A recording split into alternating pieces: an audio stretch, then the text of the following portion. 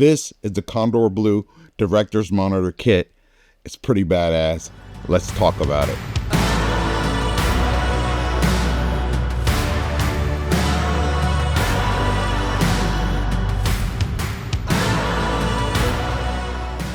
For a long time, I have been on the hunt for a director's monitor kit that is flexible and that gets the job done. I've tried some cheaper kits. I've tried to put some stuff together over the years that can, get the job done, but that's the problem. They never really did get the job done. A director's monitor allows you, yourself, or a director or someone else, maybe a client, to view the footage that's being shot through the camera without necessarily having to look over the camera operator's shoulder to review the footage or have to wait to see how the footage came out. The biggest use that I'm going to find for this is being able to set this monitor up on a light stand, maybe in the corner of the room, or maybe even all together in another room, and let the client watch the scenes as they play out. I don't know if you ever had the experience of recording a scene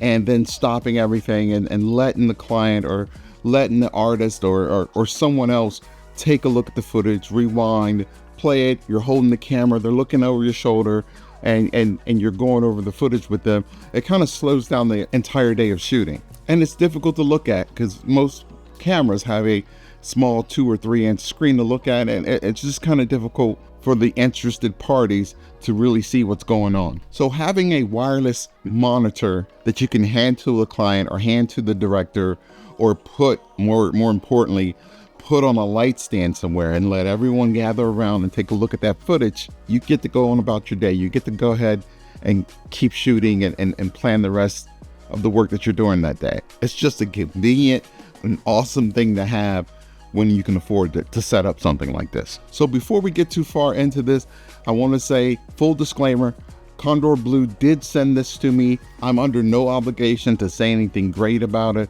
to say anything positive about it. My opinions are my own, and I always try to keep everything above board and honest with you guys. But I do have to say, I have some Kondor Blue products and I'm kind of in love with them. Now, it doesn't mean there aren't some faults or I didn't have any issues with this setup. There are some pros and some cons to just about everything that you purchase and everything that you own.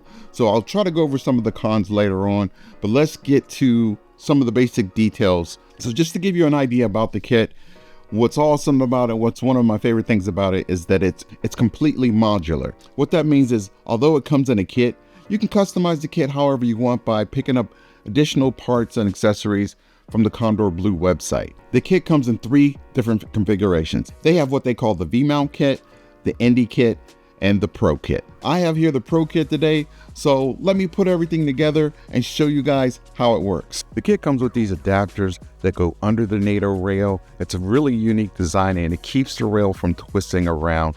The great thing about this director's monitor kit is it's all the seems to be designed around this main bracket here. Inside the bracket is this cool tool that allows you to adjust the holes for the 15mm rod to slide through. You're able to tighten it down and get it nice and secure. Next up, you have these rod to rosette adapters that attach to each end of the 15mm rod so that you can then attach multi-positional hand grips on either end. With these, you can position them any position that suits your needs. I started to go ahead and attach the NATO rail here on the bottom.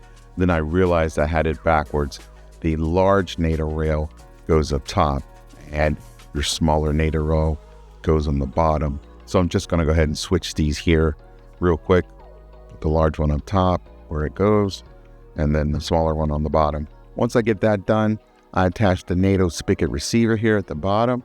That spigot receiver helps you mount the whole kit on a light stand or whatever else you might be using to display the director's monitor. Once that's installed, I'll go ahead and slide the monitor back into the bracket, get it centered and tighten it back up. After that, I attach the V-mount plate so that I can have power for the entire kit. I went to grab the D-tab hub and I realized I'm not gonna get that on there because the D-tab hub actually needs to be screwed in from the bottom. So I take the monitor back out so that I can get everything installed correctly. So the screw comes in from the bottom here, another 1/4 screw. I go ahead and attach the D-tab hub, and then I can put the monitor back in and slide it in and get that set up the way it should go. So this is what it looks like on the back.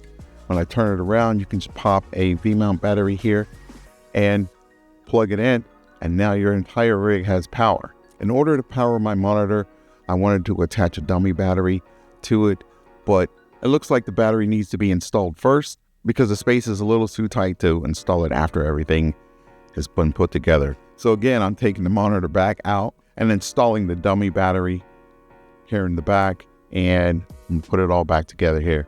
The issue is now that I will say it is a little difficult for me to put this back together with the battery already installed because the battery seems to be hitting here on the rosette adapter. So what I end up doing is just kind of loosening the rosette adapter, turning everything towards the back so that I could slide everything back in there. At this point, my kit isn't complete until I install a wireless video receiver on the top and plug in my HDMI cable into the monitor. This is allowing me to receive video from my camera. My camera has a wireless video transmitter on it, and now I'm receiving video directly to my monitor. So now that I've had a chance to use it for a while and play with it and disassemble it and put it back together, let me give you guys some of my thoughts on the whole experience. First of all, I gotta say it looks and feels incredible. It is very sturdy, and you can tell everything is high quality. Everything is going to last. I love the fact